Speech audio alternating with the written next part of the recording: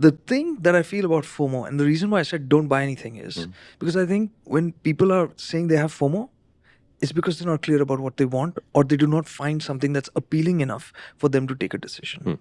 It's as simple as that. If you found something that really clicked with you, do you think you'd be sitting on the fence and thinking about, hey, what's going to come along that's better, or what's next that'll be the greatest? No chance in hell. I'm not sure that I agree. No? Because there's two sides to that, right? One is the externalized part of that process, which is the manufacturer's vehicles are not well defined enough for me to have a clear, oh yeah, I definitely want that or not. But the other side of it is your internal thought process, right? You are not clear.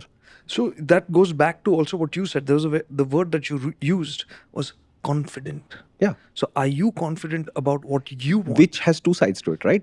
Which is the set of options that you're seeing and whatever decision making data that you're using to try and come to a decision.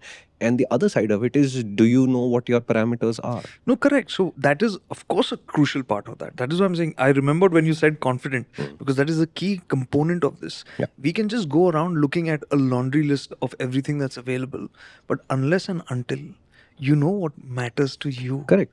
what really speaks to you, if you're not clear about that, if you're unsure about that, no matter, you may have the best car, Correct. you may buy the best option, but if it isn't what you want, it's not going to work for you. It's not going to work. Yeah, exactly. And then you'll continue thinking that, oh, I should have bought that other one because that would have been better. Yeah. So that confidence, and see, again, like Shumi said, that older riders, drivers have less FOMO. It's because they've spent more time making these decisions. Yes. Key thing there. They have done this process before, and I actually want to call another idea of same abbreviation meaning something else. I want to explore the idea of JOMO again. Okay, not the joy of missing out, the joy of mistaking out. It's okay to make a mistake. When I was 24, many of you are 24, 25, 30. You're early in your career, you have some amount of money, and you have this really huge concern that I have finally saved 2, 3, 4 lakh rupees for a bike, or whatever, 10, 12, 15 lakh rupees for a car, and I don't want to make a mistake. Because if I make a mistake, then it'll take me a long time to recover from this mistake and get to a vehicle that I really do want. First, you're not going to lose all the money if you made a mistake, which was so critical that you have to sell the bike off completely. Okay, to give you again my example of the street triple again, which you're familiar with now, so we'll go there again. I spent 9.5 lakh rupees, which I did not have. I had the down payment, I had the ability to pay the EMI. And some 18 months later, I realized this was just completely the wrong kind of bike for me. Not the Triumph's fault. My temperament and the Triumph's temperament just did not have a crossover point. And I ran out of interest in that bike. Great. But I didn't have the money to start with. I was still about halfway through a loan, and only halfway because I have an internal rule that says no more than 3 years for a bike is the loan. If you can't afford a 3-year loan, if it has to extend to 5 years, you're not ready to buy this bike yet. That's my internal rule, right? I moved on. As soon as I realized I moved on. Did that mean there was 6, 8, 10 months in there when I knew I wouldn't have the big bike experience that I had just till day before yesterday, but with a suboptimal motorcycle for my temperament? Yes. But that is the penance that I did for the mistake that I made. It reinforced the idea that mentally feeling like this is my kind of bike, in nature, in manner, in behavior, is far more critical than specs, than premiumness, than cool quotient, than the brand on the tank. These are subservient to the idea that it must do stuff for me. And the 6 months that I waited and desperately waited, saying, okay, I have to get a big bike again. I know I loved that part of the experience. What would I get?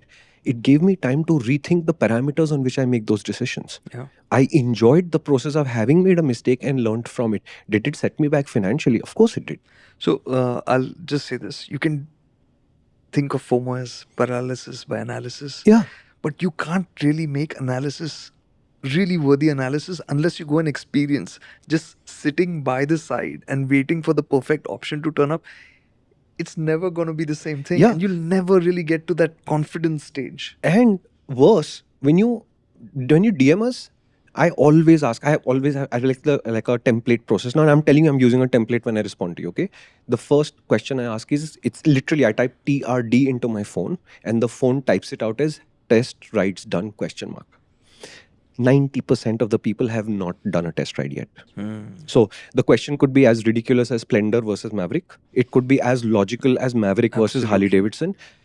they have not done a test ride yet. Absolutely. This will happen to things like KTM 390 Adventure, KTM 250 Adventure, KTM 250 Duke, and KTM 390 Duke. That's one trip to one showroom to get all 4 test rides done. You've not done it. Okay? Now, I will say, okay, go get the test rides and ping me. Many of them will start giving me a daily update. Today I called the showroom. Tomorrow I'm getting my test ride. I have done my second bike now. Look, I don't need to know because it's not helping me until your idea is formed. Right? When they finish, then I'll get road tests. I love them because it's not really useful information for me to help you decide, but it tells me what you're thinking. Correct. Right? So you'll say, for example, that I really enjoyed the sportiness of the 390 Adventure, but the aggression was too much, which to me says maybe the 250 Duke will fit this process better. Or you'll say something weird like, the more I rode the Maverick slowly, the more I really enjoyed myself. Which basically means take the 390s and all of this stuff off your list, start moving towards the classic 350, Speed 400, Maverick zone, the softer bikes. Right? So I'm beginning to understand what appeals to you. Then the confusion will come. So I did like how sporty the 390 feels, but I really enjoyed how calm the Maverick felt. But then I wrote the Scrambler, because it was there, and then it's a little tall. I didn't like that, but I loved how it felt. Which leads me to my always the second question that I ask, and that is also a template, which is, which one did you enjoy the most? Now, if I find a great dissonance, I don't like aggression, but the 390 I enjoyed the most, then I have to ask more questions. Correct. Okay. But if you were saying I like calm bikes and I loved Maverick / Speed 400 / Classic 350 / whatever, I know what you want. In your head, in your heart, you've already decided the Classic or the Maverick or whatever is the right bike for me. You just need an external validator. Hang on a second. I don't know if you're planning to troll us or to tell us that you love us. But before you do either of that, I'd suggest heading over to the main MotorInc channel, watch this entire video, get the fuller picture, and talk to us there. That'll really help.